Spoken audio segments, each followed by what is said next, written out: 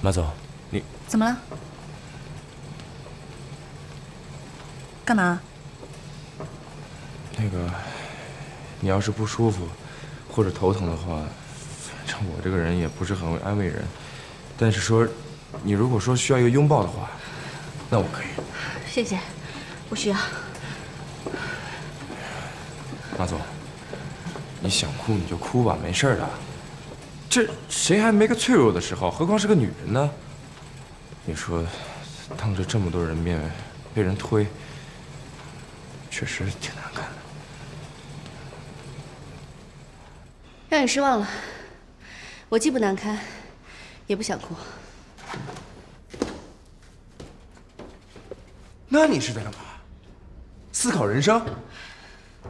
我只是觉得自己什么事情都做不好。你说的对，我认为的开心不一定是别人认为的开心。其实我今天承认这只是一场戏，是我避重就轻。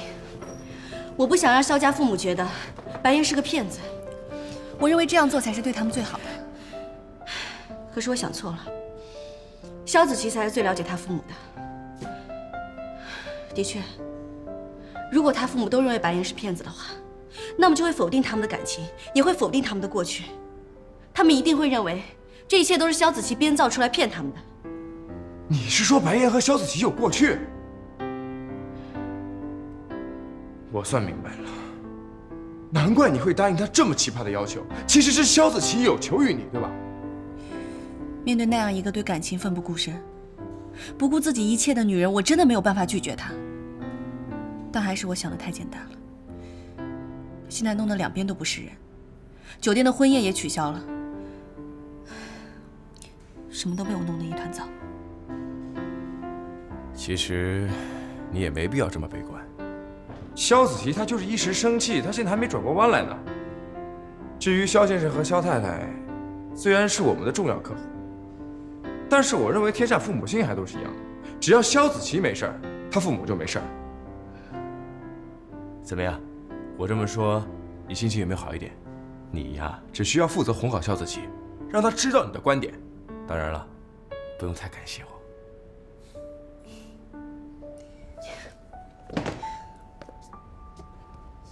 放心吧，我并没有好一点，所以不会谢谢你。哎，你就告诉我怎么能让心情变好？你告诉我，奉陪。来，站这儿。啊？站这儿。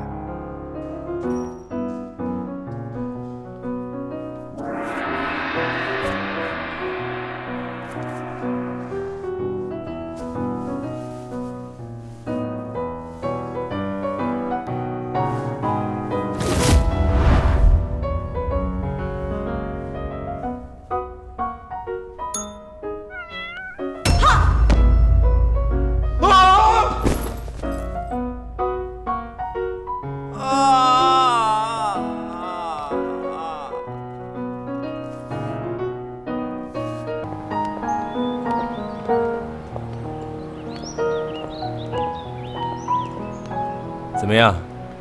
是不是特别有成就感？你差点牺牲了整个酒店，成全了这段爱情。我做这些不是为了成就感，我只是不希望一段爱情会以遗憾告终。你有过遗憾吗？有过，而且是永远无法弥补的遗憾。这么严重？要是不想说，就别说了。我曾经很爱过一个人，很爱很爱的那种。可是有一天，他突然消失了，我甚至没有机会见他最后一面，也再没有办法跟他说我心里的感受。所以我不希望萧子琪会跟我遇到同样的事情。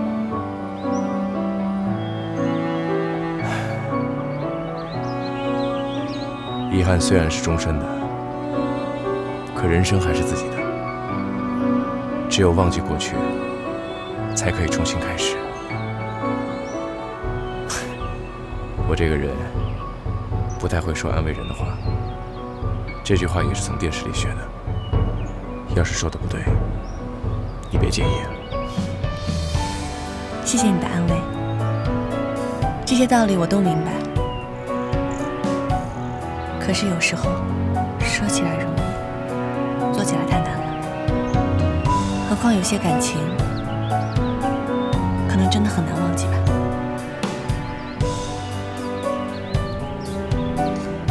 走吧。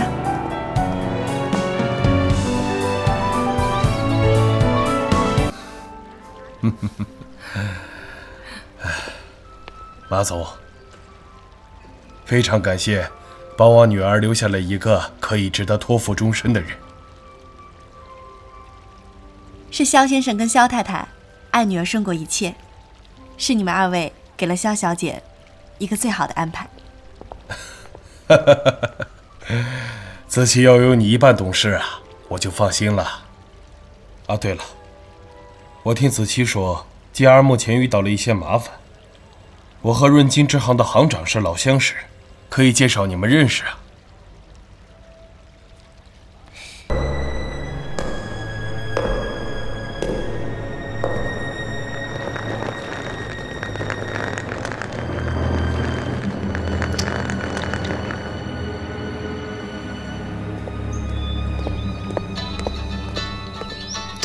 喂，哎，喂，马总，咱们酒店是又来大明星了吗怎么了吗？5个助理，行，你帮我查一下是谁。为什么又是我去啊？因为我是你老板。行，你最大。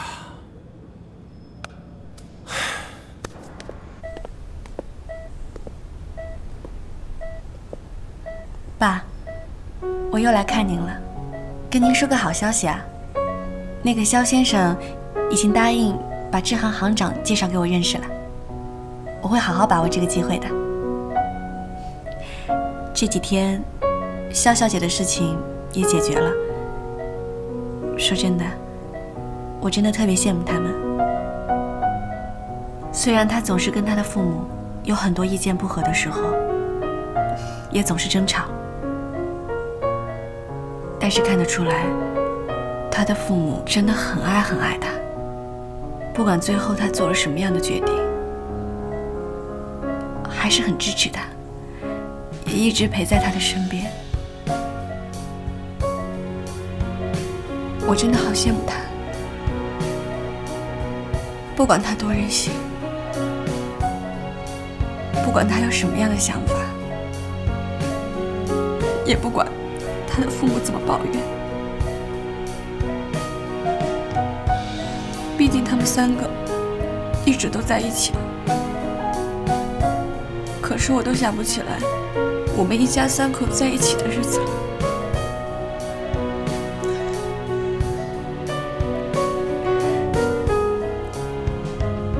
以前我一直都希望能有一个人像爸爸一样陪在我身边，照顾我，爱护我。不过好像真的有出现过这么一个人，可是真的很不公平啊！他突然就不见了，我再也见不到他了。爸爸，我现在只有您了，您快点醒过来好不好？我等着您啊！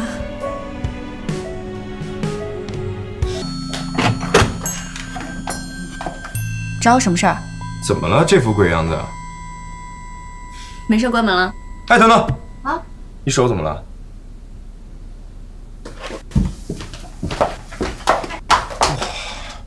你这是要造反吗？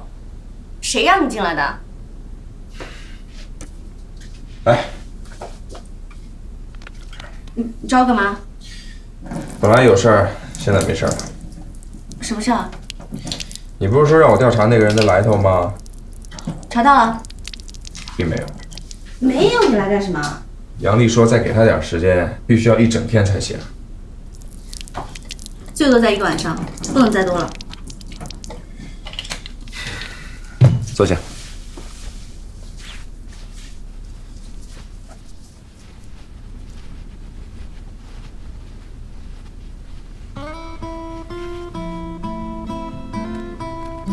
你怎么还随身携带这些东西啊？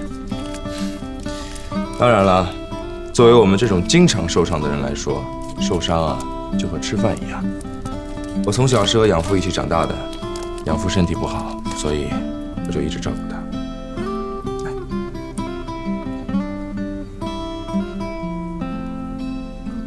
你的手怎么划破了？刚刚不小心划的。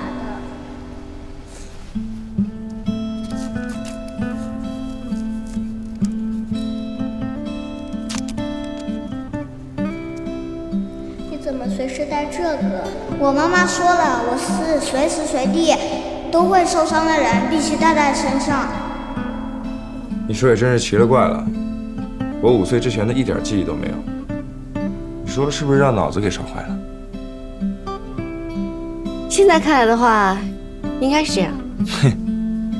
怎么了？心情好了？啊？我那是故意给你留一个口子，让你讽刺我，没想到你还真钻进来。哎，我这种牺牲小我、成就大我的精神，真是感动天、感动地啊！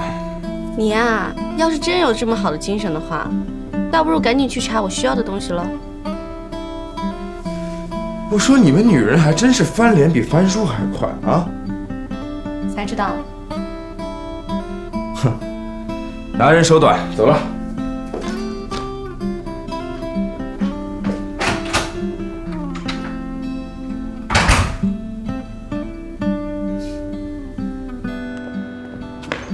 快点来了来了，怎么才来啊你？有事儿吗？这事儿打听怎么样了？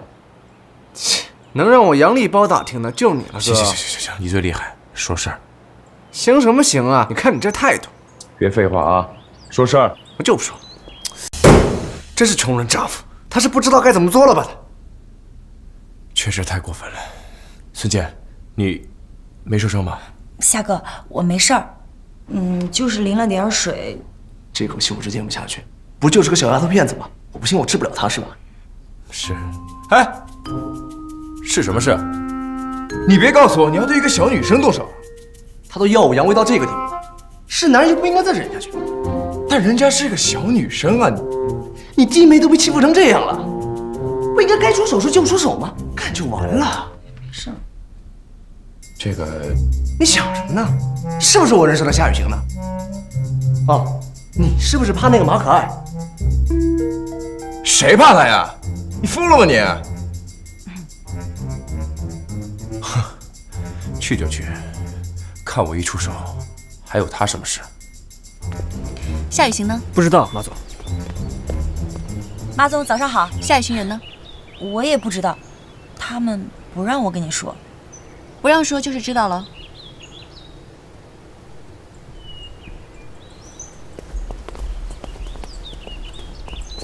马总，其实这件事情我不知道怎么跟你说，他们不让我跟着，不过我要跟你说了，千万别说是我说的。快说。他们可能在于甜甜那层楼上。于甜甜？对，就是这2天来了之后，把整个酒店每个部门都折腾了一遍的那个女客人。他们去找于甜甜干什么？其实不瞒你说，昨天于甜甜她刁难我，让我全身湿透了还在干活，一个房间打扫了4个小时。杨丽她气不过，就找夏哥帮忙，说要教训我。什么？不是马总，这件事情你也别生气。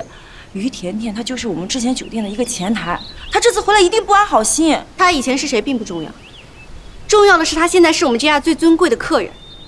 如果这件事情他们被投诉了，他们2个可以直接离开酒店了。马总，还有，如果这一次夏雨晴跟杨丽给酒店惹出什么麻烦，你也有连带责任。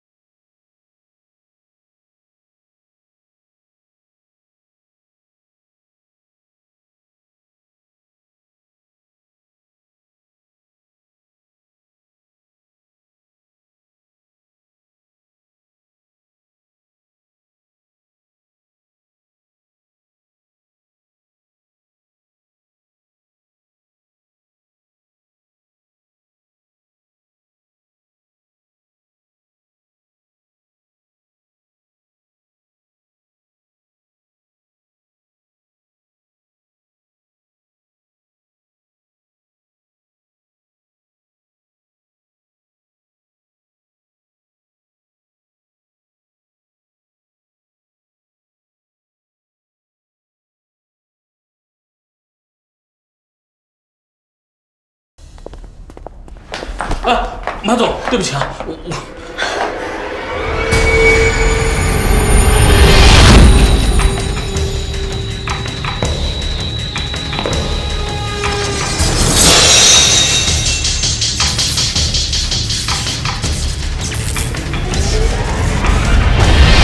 你没事吧？马总，我真不是故意的。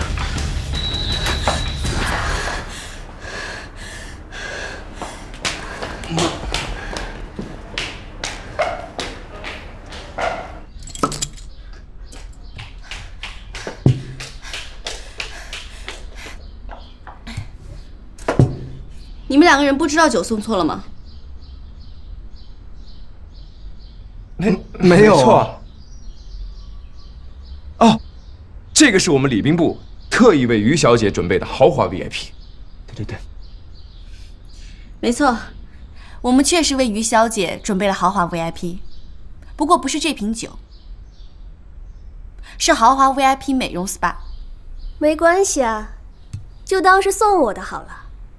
GR 新任继承人想必对红酒一定有自己独特的品味，所以我想请马总替我品鉴品鉴，如何？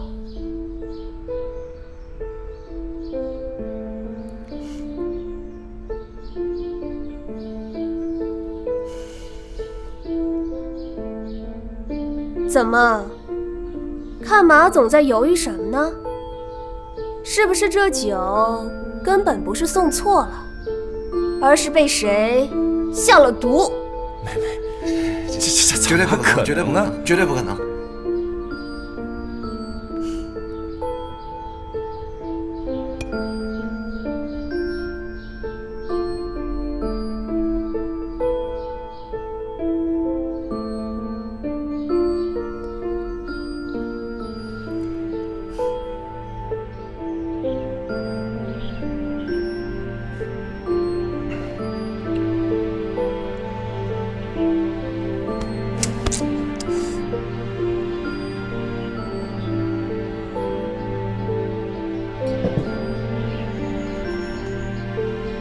看马总的表情，想必味道也不怎么样。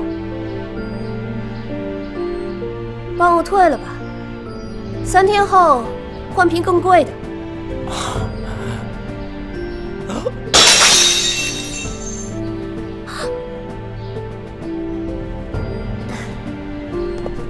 哎呀，真是太不好意思了。不过这酒是送的吧？当然。还好是送的。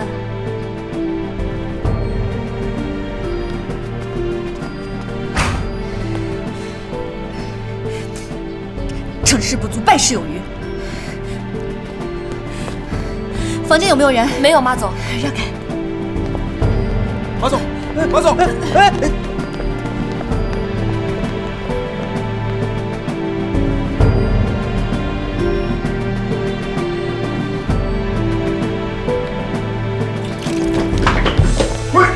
你来真的？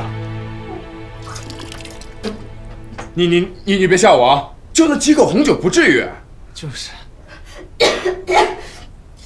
你们确定没加料？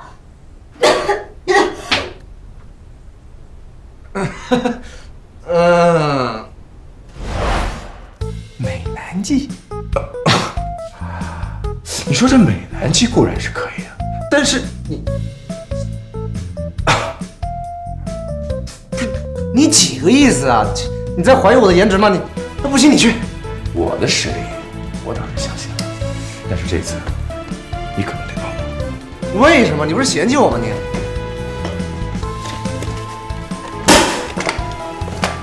没有衬托，哪能凸显我的实力啊？嘿！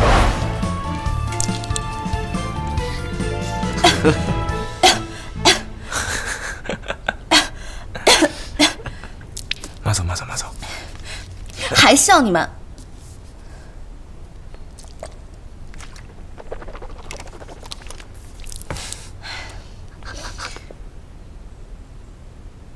就这样。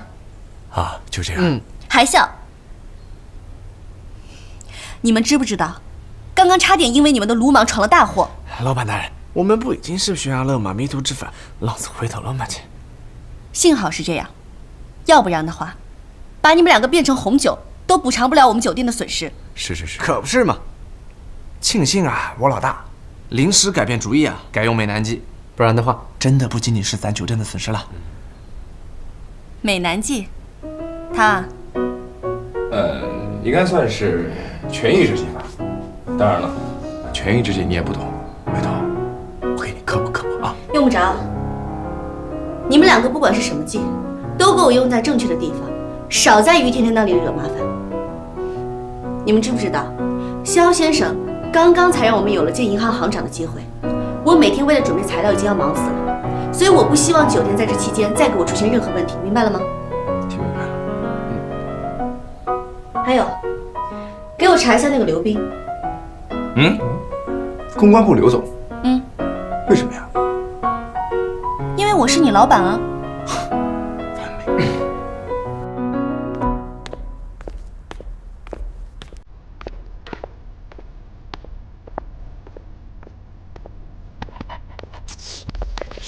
让他先走。刘斌每天固定要喝2杯黑咖啡，分别是早上9点和下午2点。每天必须要喝1500毫升的水，一周去2次健身房，去3次朋友聚会，可以说是生活十分有规律，无任何不良嗜好。直接给我结论。结论就是一位堪称完美好好先生。像。怎么不像了？对了，他还持有酒店股份，是你父亲讲明的。好像是因为他每次都能很好的化解酒店危机。你父亲称他是勤奋且称职的公关部领导。可能人不可貌相吧。这样吧，你再去帮我查一下，刘斌和于甜甜之间是不是曾经有过过节？为什么呀？因为你是我老板。孺子可教。冰雪聪明。请进。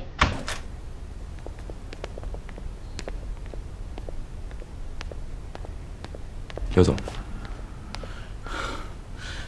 马总，我家里出点事儿，我想请假5天。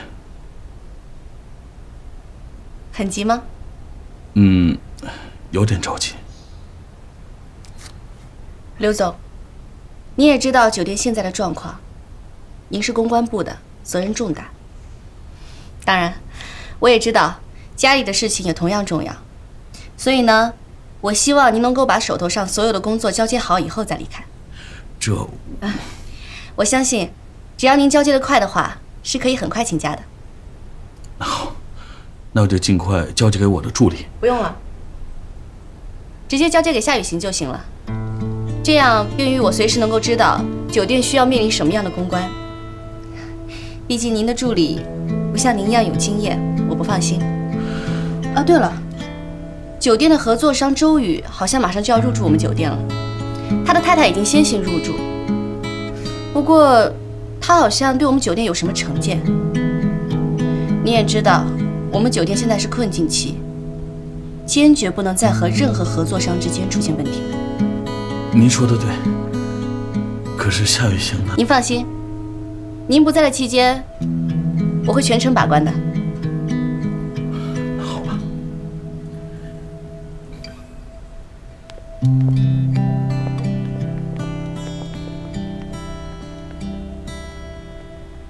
看到了吧？现在知道为什么了吧？好像有点知道了，可是还是不知道。于甜甜预定的房间还有5天到期。哎，为什么我觉得你每次都能未卜先知啊？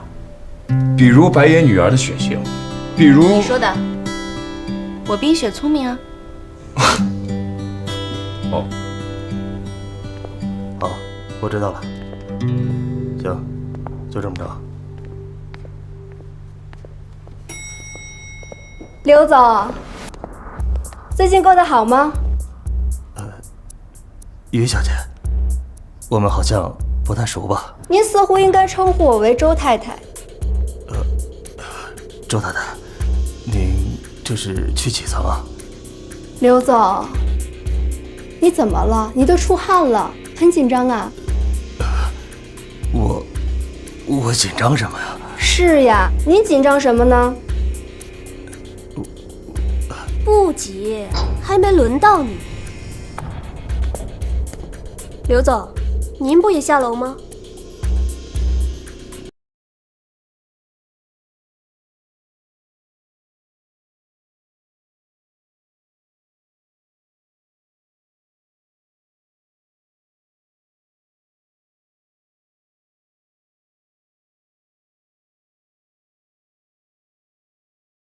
雨贤啊，我呢是奉旨来给您交接工作的。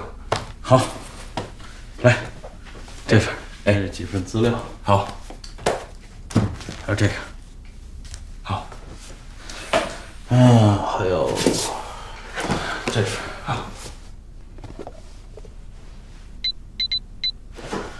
好，还有这份，好，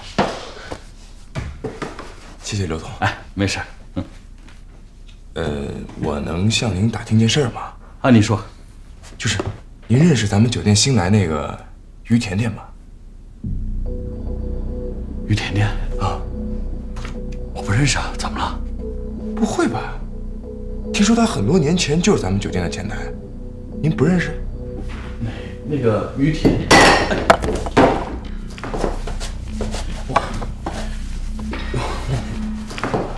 于甜甜是吧？我不认识啊。酒店咱们那么多人是吧？我估计人事部都认不全，更何况公关部呢？我不认识。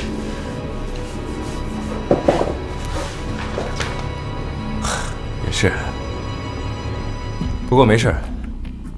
我就是觉得这个人特别难缠，想跟你打听一下他的底细。好，这样，雨翔，你就坐我这儿看吧。啊，来，坐。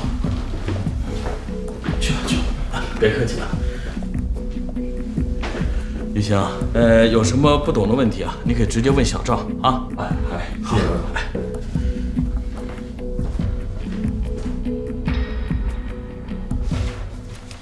哦。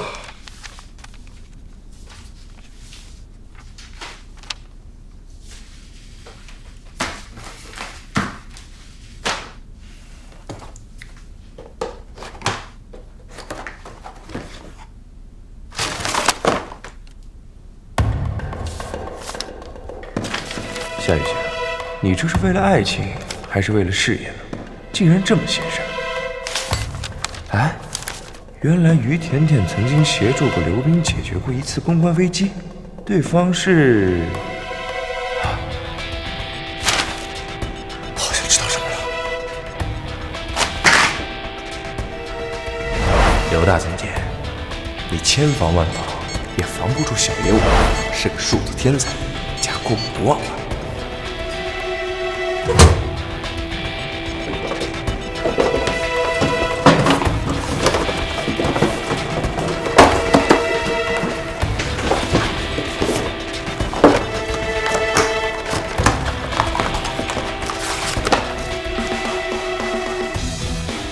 白开了，这什么呀？那么多年前一个女员工自杀的资料还成绝密了，至于吗？没劲。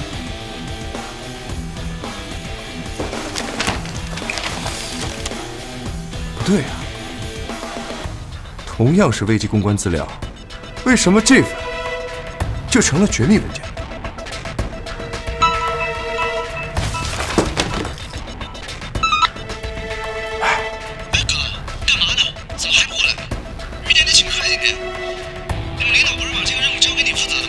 完了，我又给忘了，都怪郑大海，每天给我安排那么多事情。得了，那是器重你，别往深爱了，照顾我一下。等着我啊！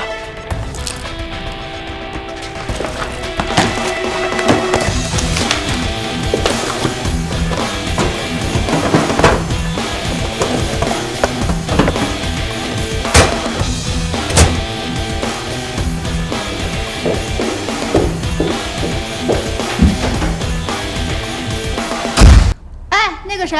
啊，你过来一下。哦，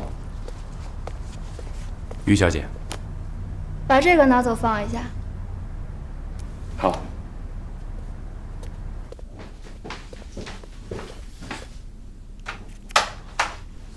这里啊，都是我们这次旅行拍的照片，反正也是闲聊，就放给大家看看吧。好啊。帅哥，于小姐酒我还没找到。你现在马上去找一模一样的，算我的。这个，快去啊！现在是我们酒店非常时期，不能得罪那位神。快去！哎，好。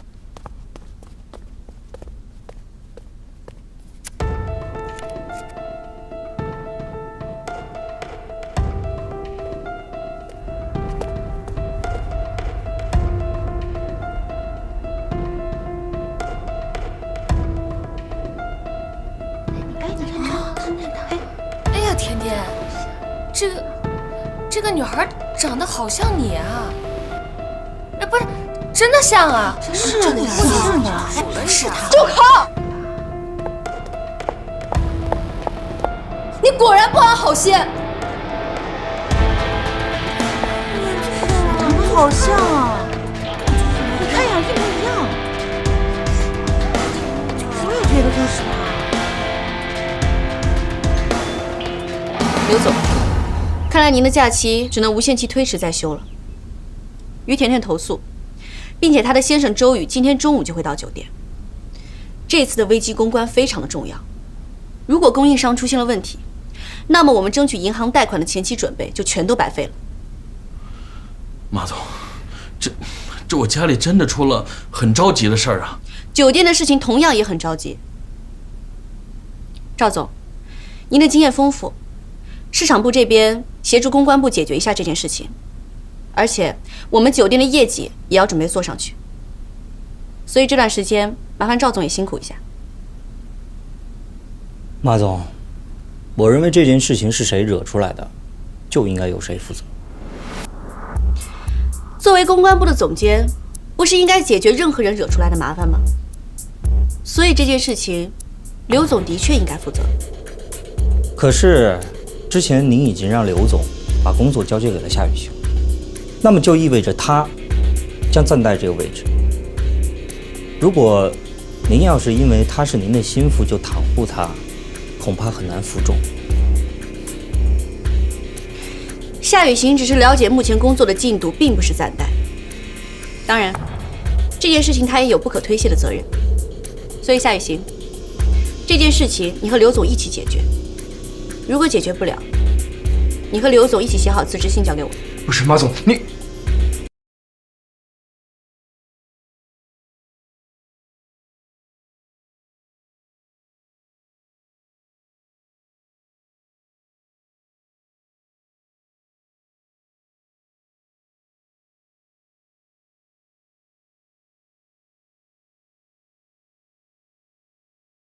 马总，这件事真不是我干的。肯定是有人在陷害我。那个 U 盘是我亲手从于甜甜手里接过来的。你说于甜甜总不能自己害自己吧？不管是不是你，这件事情你都必须解决，无论是为了酒店还是为了你自己。你不是一直号称自己有多聪明吗？怎么了？这么点小伎俩就把你给难住了？不是你的错，是谁的错？我尊敬的马总，你这个理论简直流氓的我无法反驳。夏雨晴，我想可能都不需要2个月吧，现在才短短的2个星期都没到，看来这个赌啊，我赢定了。你，好，我算是明白了，我就是传说中的背锅侠。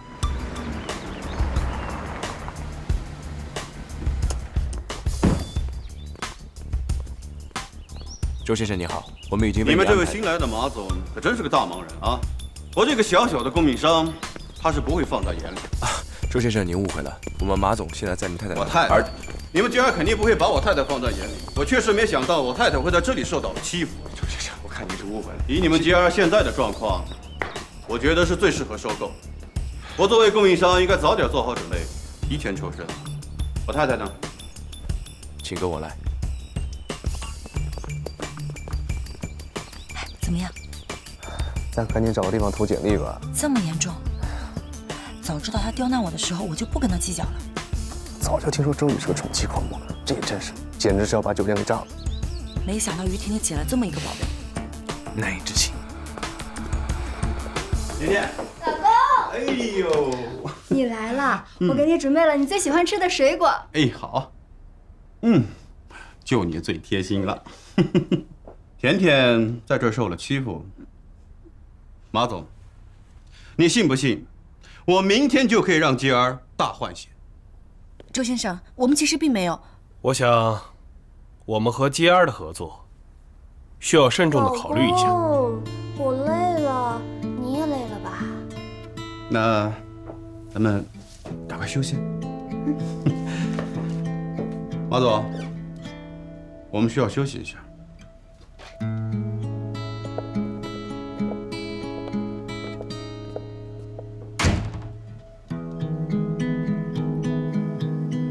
不行，我得去找刘冰谈谈。你等等，马总，你没看出来吗？周宇就是一个可以把于甜甜宠上天的人，要不然于甜甜也不会在酒店这么嚣张。我们要解决周宇，首先要解决于甜甜。我倒想知道，这个于甜甜到底想干什么。我当然知道要先解决于甜甜了。你放心吧，这件事情交给我。我夏雨欣都这么多年没有受过这种气了，他们两个人一定有问题。话是这么说没错，可是你觉得你这样去找他就能问出个答案吗？那也不能这么坐以待毙。但是我们现在……别但是了，苦海无涯，回头说。什么是你啊？明明就是周宇。可爱啊，你猜我在哪儿啊？我知道你已经到西双版纳了，我看了新闻。这么关心我啊？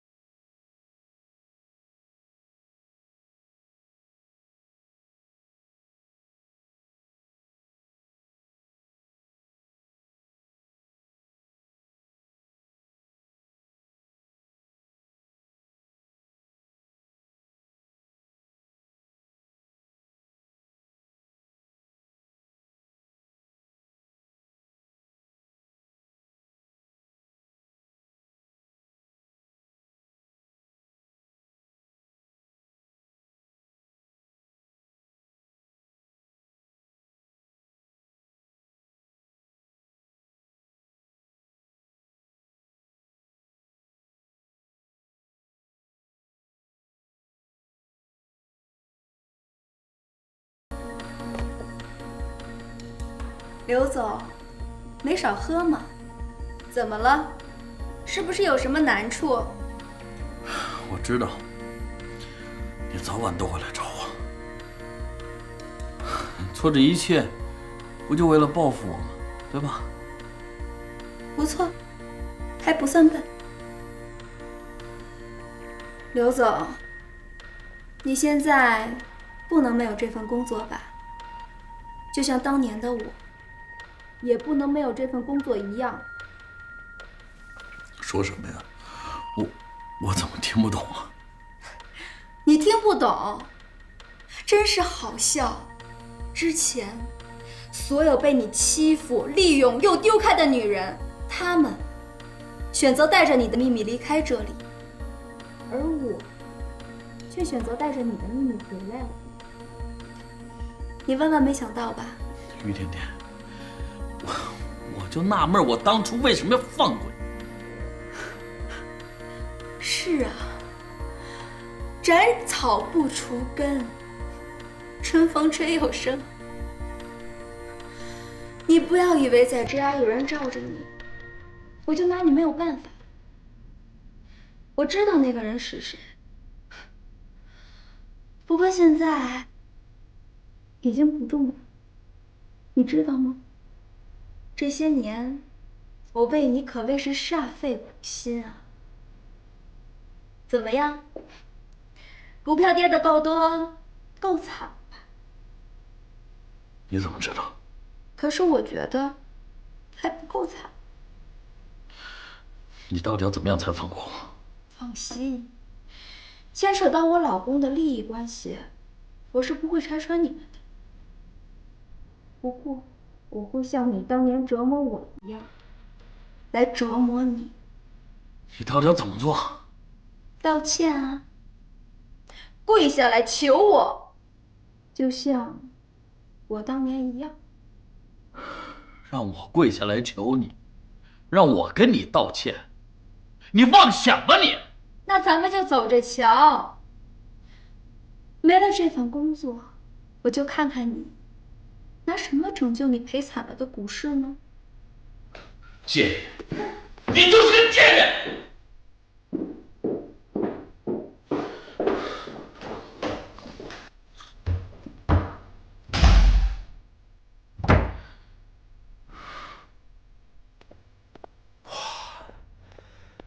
我发现你真是神了呀！干嘛，夏雨晴？对不起，我发现你简直是神了。我说你这脑子是不是被外星人入侵了？需要我带你去看看吗？夏雨晴啊，要是按照你这种说法的话，杨丽应该明天就会接到你的葬礼请柬。哼，葬礼要什么请柬？说的那么恐怖，你真的一点女人味都没有，你很难嫁出去了。你少跟我贫，什么事？你看啊，按这2个人的仇怨来讲，明天一定是一场血雨腥风。我们能做的呢，就是缩小作战范围。然后呢？于甜甜肯定是想搞一场大的，我们也不能坐以待毙。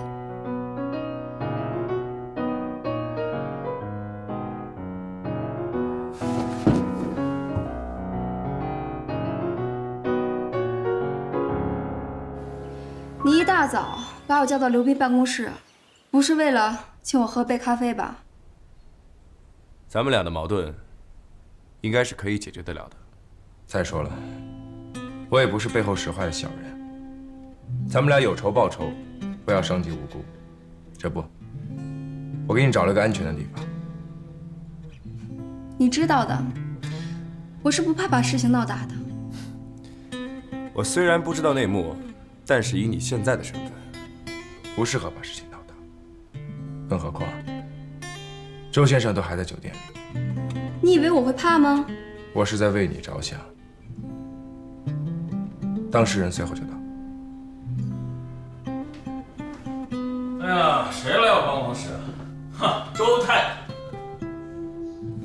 马总，你也在这儿。那个，那你们先忙，我还有点事，我先出去了。既然来了，就把话说清楚再走。你也不想在大堂里下跪吧？于甜甜，这是你们的私事，我们无权过问。不是马总，夏雨晴，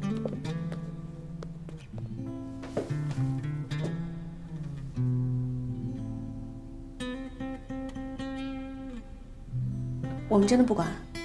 这是人家的私人恩怨，咱们为什么要管？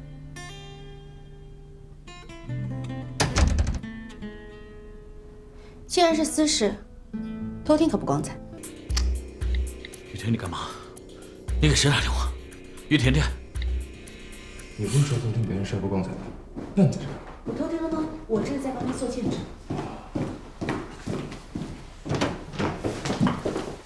于甜甜，赵总，这不是赵总吗？没想到您还在这儿呢。周太太，您现在是飞上枝头变凤凰了，怎么就这么对待老同事的？那您问问刘斌，刘经理是怎么对待同事的？酒店内部的事情，我们酒店自然会处理，还请周太太高抬贵手。好吧，大家都在，那今天就当着大家的面把话说清楚。于甜甜，凡事点到为止。你不要忘了，当年你屡次偷窃酒店和客人的钱财，我是念在你要为你妈妈治病的份上，没有报警。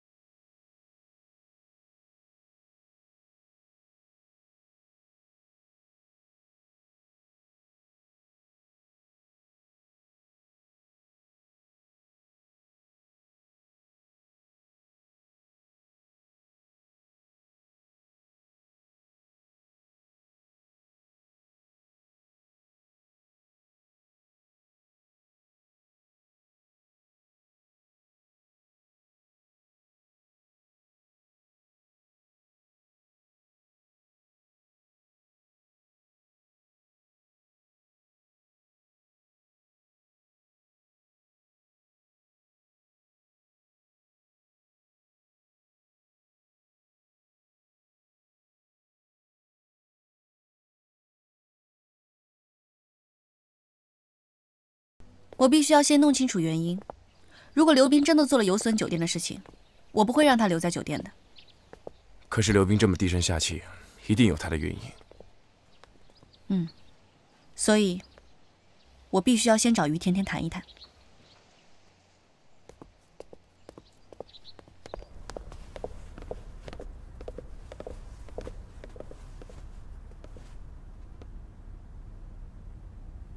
周太太要走了。还留下来干什么？让你们在我酒里下药吗？没下药。算了，不用解释。我做酒店受气整客人的时候，大哥你还不知道在干什么呢。周太太，您能否告诉我们到底发生了什么？如果真的是我们酒店的责任，我一定会让刘斌走的。其实，他走不走跟我有什么关系？只是想想，我对JR是有感情的，毕竟当初我把他当作家一样。马总，你别怪我没有提醒你，无论出于怎样的原因留下刘斌，都是养虎为患。所以我们才要知道发生了什么。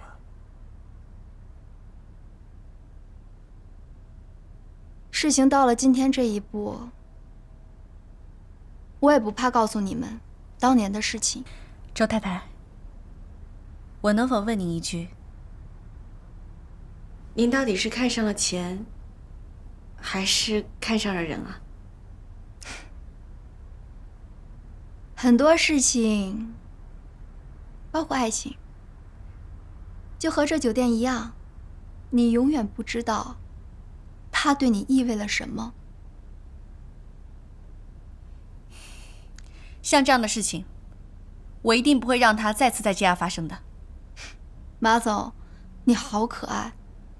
马总，我不想打击你，但是我知道这是不可能的。马总，你知道吗？在这家酒店里，就是要有人不断被牺牲，也要有人踩着别人的尸体往上爬。不管你做到什么职位，你又是谁，都改变不了这样的生存法则。我明白，但是我也是女人，我只是希望能够尽我所能。马总，酒店的无奈可不仅仅只有这种事。你们知道吗？在 JR 一直有一个传闻，曾经有一名女员工自杀了。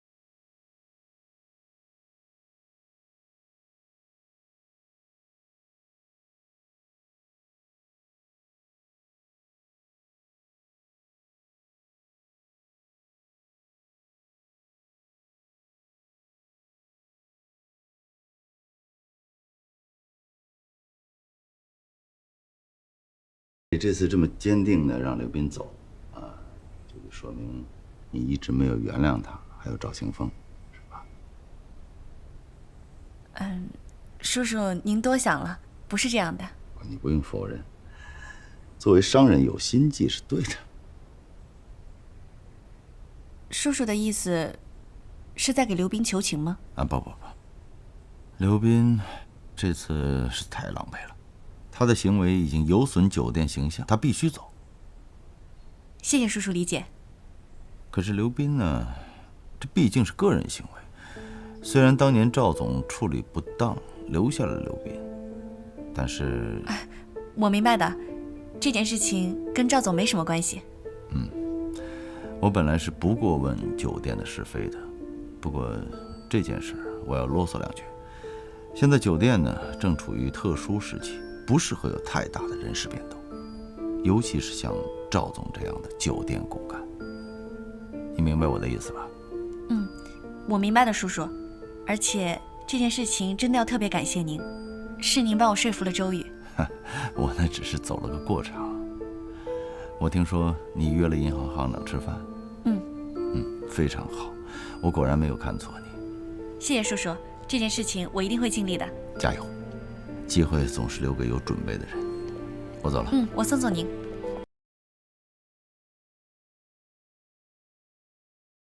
没时间想。哎，新来见你可真不容易啊！这楼下的他们跟我讲，如果没有预约的话，就不让我上来。还好认识我的人有几个，刷点成功。珍珍，我来这里是为了管理酒店，不是来玩的。现在酒店情况不是特别好，我能不能麻烦你在泰国折腾我就算了，来中国了，稍微跟我保持一点点安全距离，可以吗？好啊。就我呢，大概就住在你隔壁的房间。不是陆珍珍，你到底想要干什么呀？离你近一点呀，这样你好保护我啊。这24小时的记者都盯着我拍，我很没有安全感的。好，陆珍珍，咱们言归正传，你住在这里可以，但咱们必须要约法三章。说来听听吧。第一，不准进入我房间；第二，上班期间不准跟我说话；第三，也是最重要的一点，不许给我惹是生非、招惹麻烦，把记者给我引来，听到没有？这引来记者不好吗？哎，据我了解，你现在这个酒店情况可不太好啊。这引来点记者，增加点曝光度，多好啊！我不需要用招黑来给我的酒店增加曝光度。好吧，还有吗？还有，哎，我只是跟你客气一下啊。可是我不用跟你客气啊。过一段时间，你要为我的酒店代言。什么？可爱，咱俩才多久没见啊？你现在怎么变成这么唯利是图的商人了？哎，我可是你好姐妹啊，你怎么还能利用我呢？好姐妹？啊，对，在你抢走我男朋友之前呢，我们确实是好姐妹。不过现在要说我们之间非得有什么关系的话，我觉得还必须得用利益来维持一下了吧？不然的话，恐怕我是真的没有办法跟抢走闺蜜男朋友的人做朋友。怎么样，干不干？哟，你那么记仇啊？你好吧，你呢说了4个条件，我只有一个条件，公平吧？说。我现在还没想好呢。不过呢，你得让我开心点儿。你还记不记得我跟你说的那份神秘大礼啊？这我要高兴呢，我就给你看；要是我不高兴啊，我也不想要知道。你可别把话说得太绝了。我敢保证，我这份神秘大礼啊，大到让你无法拒绝。马总，咱们这是要去哪儿啊？开房啊。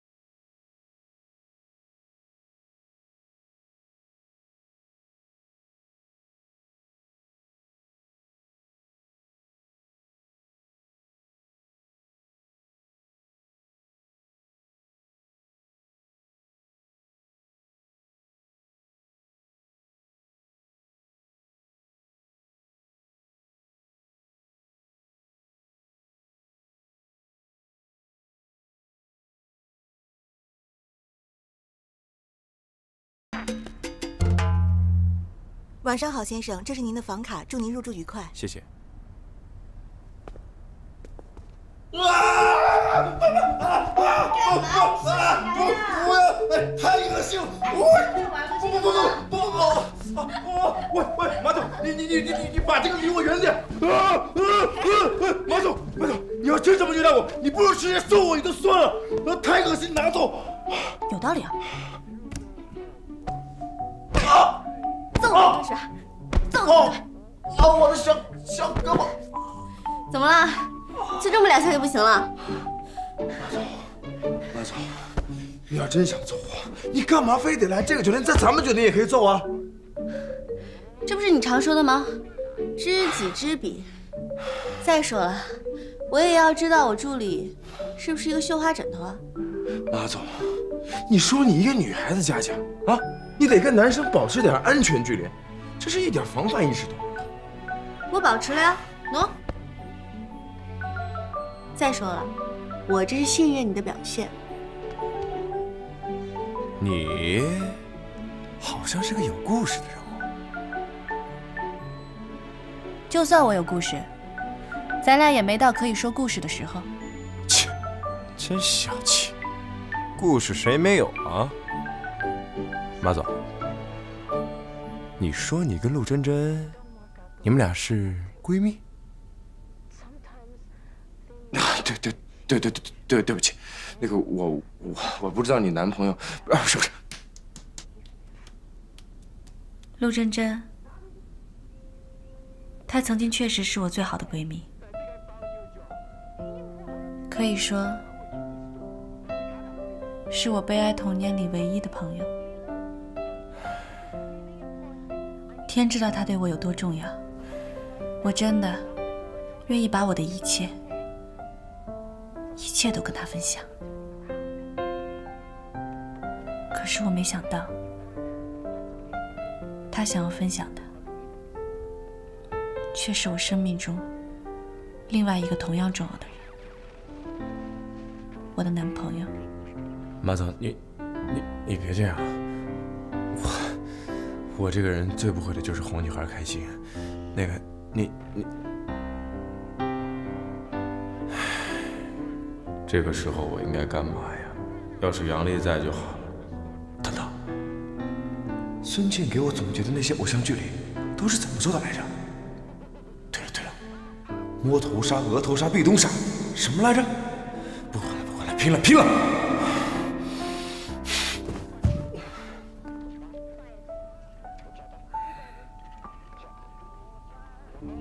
你干嘛？啊，不是，那个，你不要得寸进尺啊！马总，那个我不是故意的，你听我说，哎，不是马总，你听我说，马总，哎，马总，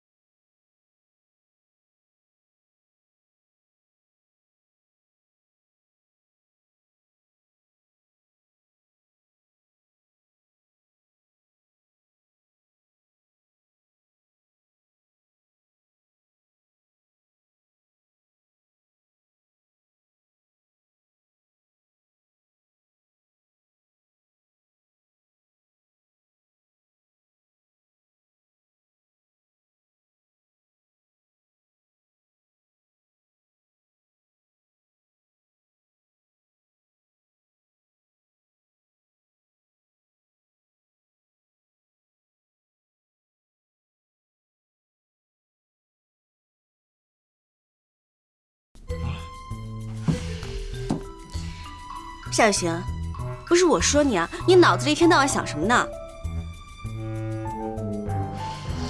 赶紧把衣服给我穿起来。丑。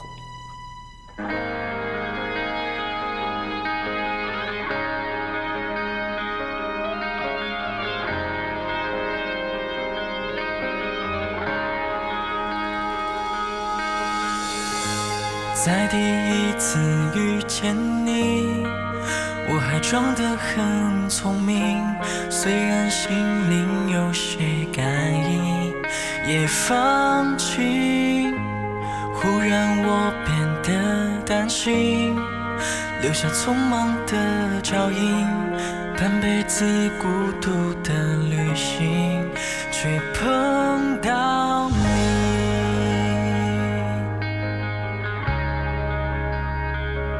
不可思议。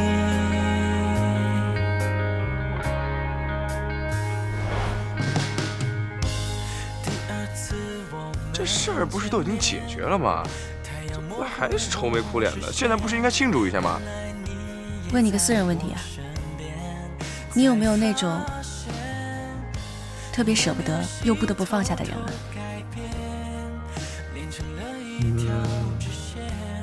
放下并不代表着忘记，而且美好的回忆都是属于你的。反正啊，这人得往前看。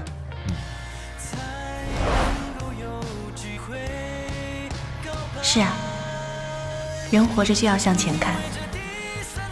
袁斌，没有了你的保护，你是不是也会希望看到更加勇敢、更加自信的我？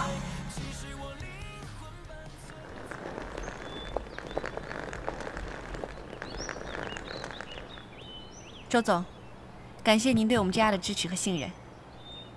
马总不必谢我，要谢就谢我太太吧。